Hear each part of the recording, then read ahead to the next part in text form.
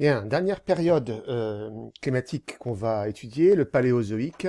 Donc c'est la plus ancienne, entre 250 et 540 millions d'années. Je vous rappelle que cette limite de 540 millions d'années, ça correspond au moment où on a les premiers fossiles. Parce que pour qu'il y ait fossilisation, il faut qu'il y ait des parties solides. Il faut qu'il y ait un squelette. Et les premiers squelettes apparaissent externes il y a 540 millions d'années. Cette période du Paléozoïque, c'est la période la plus froide de l'histoire de la Terre. Et on va essayer d'expliquer pourquoi. Déjà, comment est-ce qu'on le voit? On le voit quand on regarde les sédiments, quand on regarde ce qu'on a comme reste de cette période. Dans les hautes latitudes, plus aucune évaporite, comme on l'avait avant. Dans les hautes latitudes, plus de bauxite et de latérite, comme on avait avant. Par contre, dans les hautes latitudes, ici, on a ce qu'on appelle des thylites. Qu'est-ce que c'est qu'une thylite? C'est une roche qui se forme à partir de l'action des glaciers. Quand un glacier se forme, quand un glacier avance, le glacier érode le terrain sur lequel il se déplace. À l'avant du glacier, j'ai tout un tas de cailloux, de galets, qu'on appelle des moraines. Quand le glacier se retire, les moraines sont toujours là et vont former une roche qu'on appelle les thylites. Donc la présence de thylites témoigne d'une glaciation. Au Carbonifère, on voit que tout le pôle qui est là est sous les glaces, parce que j'ai ces thylites. J'ai des bauxites, des latérites, mais qui sont réduits à l'équateur. C'est normal, on est à l'équateur. Et j'ai une roche qui apparaît de manière massive au Carbonifère, c'est le charbon. Tous les gisements de charbon que l'on exploite actuellement en Europe et en France sont des gisements de charbon qui datent du Carbonifère. Énormément de gisements se forment à cette époque. Qu'est-ce que c'est que le charbon? Ça, vous le savez, je vous rappelle que le charbon se forme à partir de l'enfouissement de matière végétale qui va être soustraite à la décomposition. Normalement, quand la matière organique tombe sur le fond, tombe sur le sol, meurt, eh bien cette matière organique est décomposée par les êtres vivants. C'est le devenir logique, normal de la matière organique. Exceptionnellement, ce qui peut se passer, c'est que quand la matière organique tombe sur le sol, elle peut être recouverte par une autre couche des sédiments. Et cette autre couche des sédiments qui recouvre la matière organique va la préserver de la dégradation. Au fur et à mesure, ces sédiments vont être recouverts par de nouveau d'autres sédiments, puis de nouveau par d'autres sédiments. Donc progressivement, cette matière organique va être enfouie dans le sol. Et sous l'influence de l'augmentation de la température, surtout de la pression un peu, cette matière organique qui va s'enfuir dans le sol va être transformée en charbon. En charbon pour les végétaux, en pétrole quand il s'agit de micro-organismes planctoniques. Vous me direz quel est l'intérêt? Pourquoi c'est important? Eh bien parce que si la matière organique n'est pas décomposée, il n'y a pas de dioxyde de carbone qui revient à l'atmosphère. Et donc, si j'ai beaucoup de charbon ou de pétrole qui se forment, j'aurai moins de dioxyde de carbone dans l'atmosphère. Or, quand je regarde la quantité de matière organique piégée au cours du temps, je m'aperçois qu'au Carbonifère, j'ai une quantité absolument prodigieuse de matière organique qui va être piégée, en pétrole ou en charbon.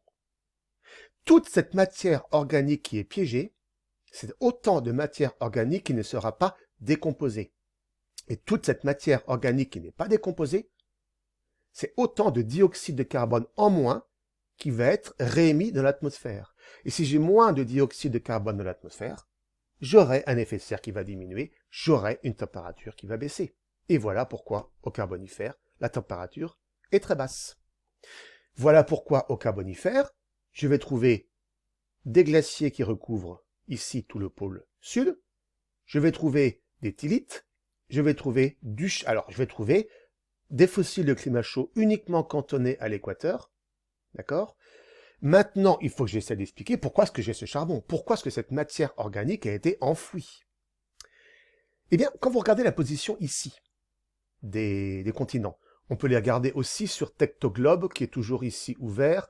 Voilà. Si je regarde sur Tectoglobe, j'y reviens ici, la position des continents, comme ceci. Voilà. Et voilà. Et que je remonte, donc maintenant, très longtemps, voilà, 230 millions d'années et plus encore. Vous voyez que tous les continents vont se rassembler Ils vont former un seul continent qu'on appelle la Pangée. Eh bien, au Carbonifère, tous les continents vont être réunis en un seul continent. Tous les continents vont rentrer en collision les uns avec les autres. Et là se forme une immense chaîne de montagnes qui est la chaîne hercynienne. Cette chaîne hercynienne, dont on a des traces en France, on la reverra un peu plus tard en fin d'année, on a des traces notamment en Bretagne, qui est un reste de cette chaîne hercynienne.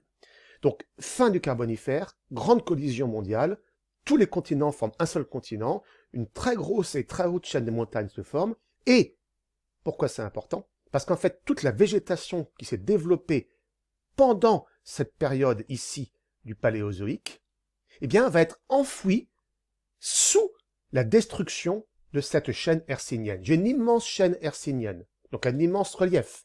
Je vais avoir une érosion intense. Tout ce qui est en haut va venir en bas. Et en fait, la destruction, l'érosion progressive de cette chaîne hercynienne va faire que toute la forêt qui s'est développée de manière assez luxuriante au Paléozoïque va être enfouie par l'érosion de la chaîne hercynienne. Et donc, toute cette matière organique va être soustraite à l'oxydation. Donc la baisse, encore une fois, la baisse de la température au Carbonifère est la conséquence directe de la tectonique des plaques et de la collision continentale qui aboutit ici à la chaîne hercynienne. Ça, c'est la première explication. La deuxième explication, elle est là. J'ai formation d'un relief. Je vais donc avoir érosion. Mais j'aurai aussi destruction physique. J'aurai aussi altération. Altération, destruction des roches, altération chimique, réaction entre les minéraux des roches et l'eau.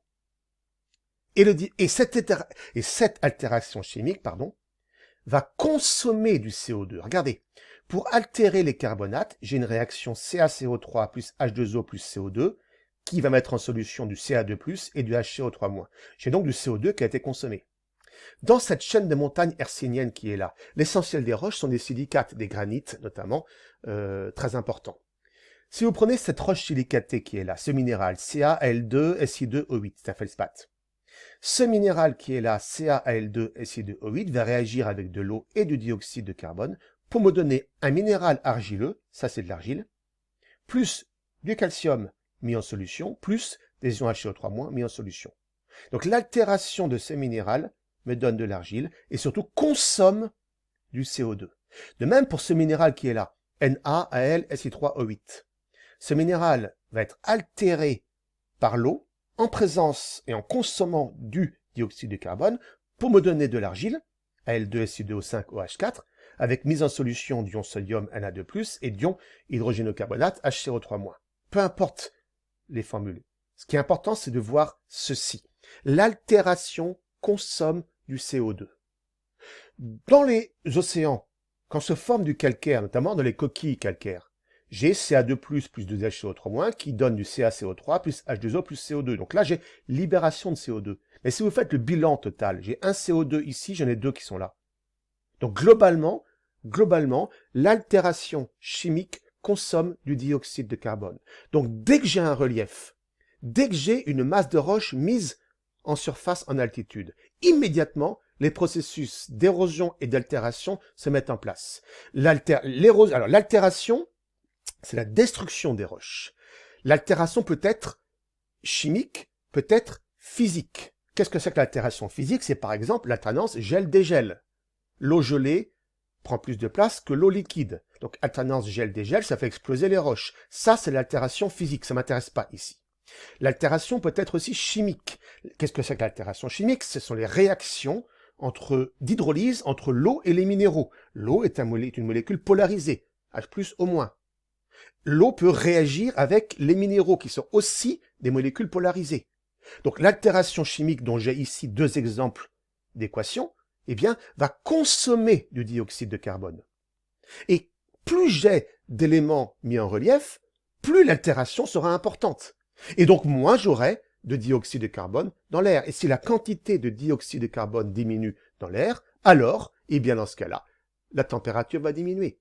Donc la conséquence au Permien carbonifère de la formation d'une chaîne des montagnes, c'est que l'altération chimique va augmenter. D'accord? Et par ailleurs, que j'aurai piégeage du dioxyde de carbone dans les combustibles fossiles, le charbon. Donc total, moins de CO2 atmosphérique, total, baisse de la température. Attention, ce schéma n'est pas bien fait. je l'avais refait avant, mais puis il a été effacé parce que j'ai pas enregistré mon fichier, bon, peu importe. Vous voyez que le piégeage du CO2 dans le combustible n'est pas la conséquence de l'altération chimique. Il faudrait ici faire 2 flèches, formation d'une chaîne de montagne, plus d'altération chimique, et puis, à côté, piégeage du CO2 dans les combustibles fossiles. Ce piégeage du CO2 et l'altération chimique vont avoir pour conséquence qu'il y aura moins de CO2 dans l'atmosphère. Donc, baisse de l'effet de serre, donc baisse de la température. Voilà pourquoi, au Paléozoïque, et à la fin du Paléozoïque, au Permo-Carbonifère, au Permien et au Carbonifère ici, j'ai des températures très froides sur la Terre. Qu'est-ce que ça veut dire très froide? C'est plus froid que ce qu'on a actuellement, mais pas beaucoup plus froid. Aujourd'hui, je répète, et ça on l'a déjà vu au tout début, aujourd'hui, on est dans une période froide de l'histoire de la Terre. Et si on ne fait que parler de réchauffement climatique, c'est pas lié à l'histoire de la Terre, c'est lié à l'action de l'homme. Et quand on résume tout ce qu'on a pu voir au Cénozoïque, au Mésozoïque et au Paléozoïque, on peut dire que la variation climatique va être liée à l'évolution de la concentration en dioxyde de carbone de l'atmosphère, avec des phénomènes amplificateurs qui interviennent comme l'albédo, et que cette modification de la concentration en dioxyde de carbone de l'atmosphère est directement la conséquence de la tectonique des plaques, qui au Cénozoïque va modifier la circulation des courants océaniques permettant le maintien d'une calotte glaciaire sur l'Antarctique, qui au Mésozoïque va avoir pour conséquence va être visible par une activité volcanique au niveau des dorsales très importante, une vitesse d'expansion océanique très importante, donc une activité volcanique qui va rejeter du dioxyde de carbone, et au Paléozoïque, par un phénomène d'orogénèse, de formation de chaînes de montagnes liées à la collision de tous les continents et la mise en place de la chaîne hercynienne, qui aura pour conséquence, d'une part, l'enfouissement de la matière végétale, formation du charbon, d'autre part, la consommation de dioxyde de carbone par les phénomènes d'altération chimique. Voilà. Tout ça, vous devez le reprendre. Tout ça, vous devez vous constituer votre cours. Vous avez des vidéos qui sont en ligne sur le chapitre précédent. Vous avez votre livre, d'accord? Vous en faites un cours structuré, organisé. Je vous mettrai une vidéo suivante qui sera la vidéo 4, dans laquelle je vous proposerai des exercices. Mais pour l'instant, cette vidéo n'est pas encore faite, donc ce soir, je m'arrête là. Mais quand vous écouterez cette vidéo, la vidéo 4 sera en ligne, donc vous pourrez après y travailler. Voilà, à tout de suite.